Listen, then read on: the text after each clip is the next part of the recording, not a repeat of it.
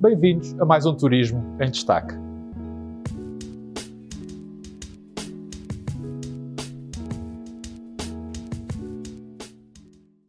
Desde a última quinta-feira já quase tudo foi dito acerca da necessidade de apresentação do certificado digital ou de um teste negativo para se aceder nos concelhos de risco elevado ou muito elevado a um estabelecimento de restauração ou, no resto do país, a um estabelecimento de alojamento turístico. E é mais do que óbvio que estes novos instrumentos que a luta contra a pandemia nos trouxe são armas poderosas e muito eficazes, quer na reconquista do nosso cotidiano, no regresso à normalidade, como também na retoma das diferentes atividades turísticas, como aliás tenho tido a oportunidade de sublinhar desde a primeira hora. E mais, eu acho incompreensível como é que há ainda um vastíssimo leque de setores, de produtos e serviços turísticos aos quais não é dada essa possibilidade, como, porventura, os exemplos mais marcantes são os ligados à animação turística, nomeadamente alguns casinos, os bares, as discotecas, sobretudo aqueles que têm espaços ao ar livre, agora que estamos em pleno verão. Mas isso não é caso para admirar, pois o Governo, no que respeita ao turismo, há muito que, na minha opinião, se perdeu com a própria pandemia. Se de início até atribuí algum desnorte ao inesperado cataclismo que se abateu sobre todos os decisores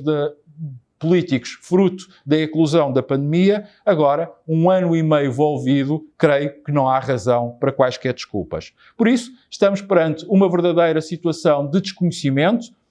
sobre o funcionamento dos diferentes setores que integram e compõem a constelação turística, que tem vindo a conduzir à tomada de decisões incompreensíveis e não é exagero dizê-lo, em alguns casos mesmo, pouco inteligíveis, fruto de uma enorme ignorância. Isto tem levado à criação sucessiva, por um lado, de normas e regras pouco claras, contraditórias às vezes, ou impossíveis de pôr em prática, gerando o descrédito e o incumprimento por parte da população e dificultando as operações das empresas e dos trabalhadores que estão ligados à atividade turística. E, por outro lado, se continuar a insistir nesta ideia absurda que o vírus só ataca ou ataca mais em determinados dias e a determinadas horas, ou que, por exemplo, uma ida a um café ou uma pastelaria pode infectar mais do que uma ida ao restaurante, ou esta ideia peregrina surgida nos últimos dias de promover autotestes que, do ponto de vista da comunidade científica, são muito pouco fiáveis, sendo realizados perante um trabalhador de um restaurante ou de um estabelecimento de alojamento, sem formação, sem preparação e sem autoridade para tal, desprotegendo os dados pessoais de quem é testado e, simultaneamente, não dando quaisquer garantias aos consumidores, aos clientes, aos turistas, de que quem com eles lida também não está infectado. Admitir isto é algo que só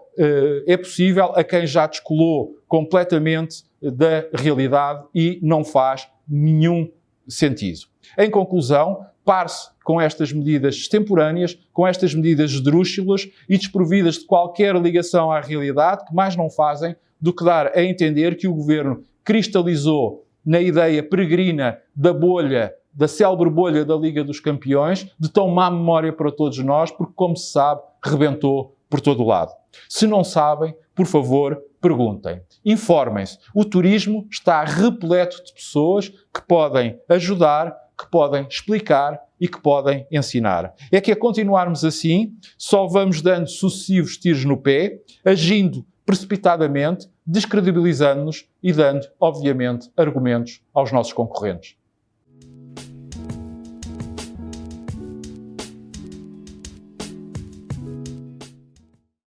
Começo por dar uma nota prévia para sublinhar aquilo que aqui tinha dito no episódio do Turismo em Destaque da semana passada, relativamente à possibilidade do Reino Unido voltar a permitir viagens para os países que constavam da sua lista âmbar, coisa que vai acontecer, como se sabe, a partir do próximo dia 19 de julho, ou do recuo da posição da Alemanha em exigir quarentena a quem regressasse de Portugal. Qualquer destes anúncios acabou por ser feito na semana passada, o que naturalmente são notícias muito positivas para o turismo português, ou nós estivéssemos nós a falar de dois dos nossos principais mercados emissores. Contudo, infelizmente também tinha razão quanto à necessidade de haver uma melhor coordenação no seio da União Europeia naquilo que respeita aos certificados digitais, isto para evitar afirmações como aquela que foi proferida pela França e que está contida na nossa pergunta, ou seja, de ser perigoso viajar para Portugal. E são afirmações que não são ingênuas e que têm toda a razão de ser, para além de não envolverem só Portugal, neste caso concreto envolveram também Espanha, porque há uma total consciência e perfeita noção do potencial dos dois destinos ibéricos e de como é que, quando algo menos bom possa suceder com eles, isso pode beneficiar outras paragens, nomeadamente do sul da Europa e como é o caso concreto de França. Eu tenho dito aqui ao longo de vários episódios e por inúmeras vezes que, para além da questão sanitária, nós estamos em guerra. E, de facto, esta é apenas mais uma prova de que assim é. Respondendo diretamente à questão colocada, em minha opinião, para salvaguardarmos o turismo, precisamos no imediato de 4 coisas. A primeira, e a mais óbvia, é vacinar, vacinar, vacinar e também testar. Porque estas são as armas mais eficazes que nós temos neste momento para combater a pandemia. A segunda é cumprir com as normas de segurança sanitária, pois um aumento das infecções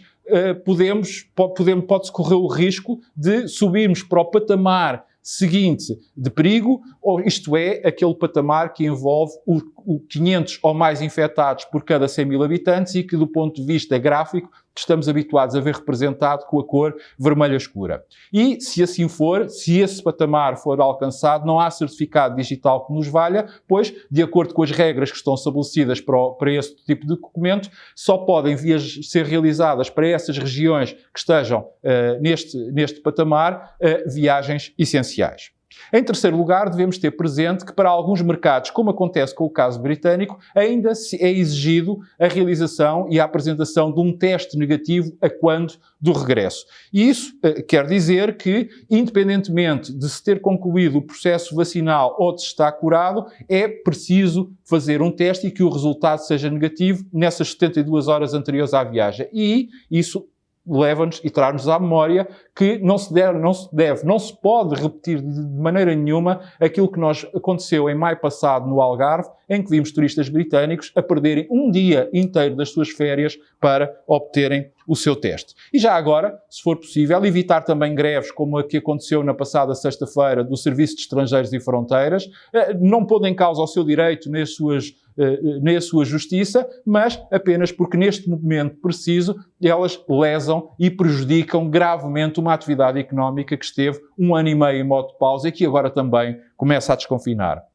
Finalmente, um quarto e último ponto para dizer que todos devemos assumir o papel de agentes da retoma turística, atuando com responsabilidade, cumprindo e fazendo cumprir as normas e as regras de segurança e higiene sanitária, mas também por parte das autoridades, estabelecendo regras que sejam compreensíveis, que sejam adequadas e de fácil adesão e cumprimento por parte da população.